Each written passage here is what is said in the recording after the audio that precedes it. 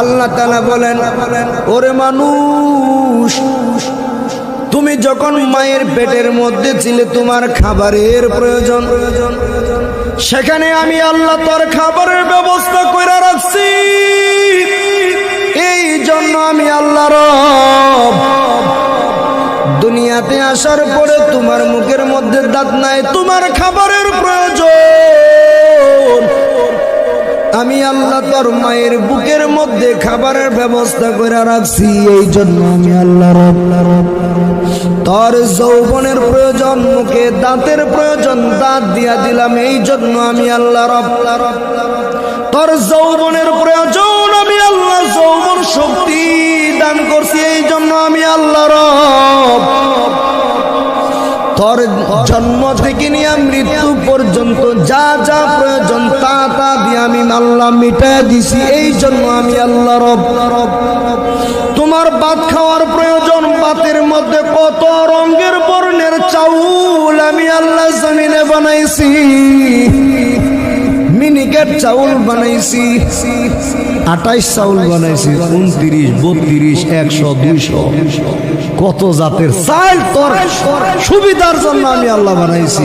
আল্লাহু আকবার বলেন, আল্লাহু আকবার।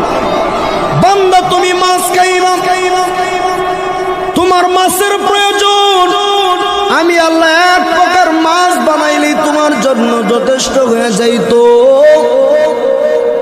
যেহেতু আমি আল্লাহ রব, এই জন্য তোর জন্য নানান রকমের মাছ বানাইছি। ইলিশ মাছ বানাইছি, রুই মাছ বানাইছি, কাতল মাছ বানাইছি, শিং মাছ বানাইছি, টাকি মাছ বানাইছি, বোয়াল মাছ বানাইছি, পাঙ্গাসও বানাইছি। আল্লাহ তাআলা বলেন, একটা মাছের মধ্যে কত রঙের স্বাদ আমি আল্লাহ দান করছি। ইলিশ মাছের মাথার মধ্যে একরকম স্বাদ, পেটের মধ্যে একরকম স্বাদ, তারপরে নেঙ্গুর কই নাকি আমার দেশে লেজের মধ্যে একরকম স্বাদ। একটা মাছের মধ্যে বিভিন্ন রকম স্বাদ যিনি দিয়া দিয়েছেন তার নাম হলো রব। আল্লাহু আকবার বলেন, আল্লাহু আকবার। বান্দা তুই ফল খাইবি,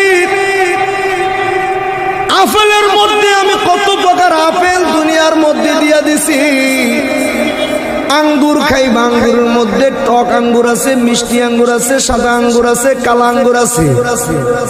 তোর যেটা প্রয়োজন সেটাই খা, তোর সমস্ত প্রয়োজন মিটায়া দিতেছি। এই জন্য আমি আল্লাহ রব।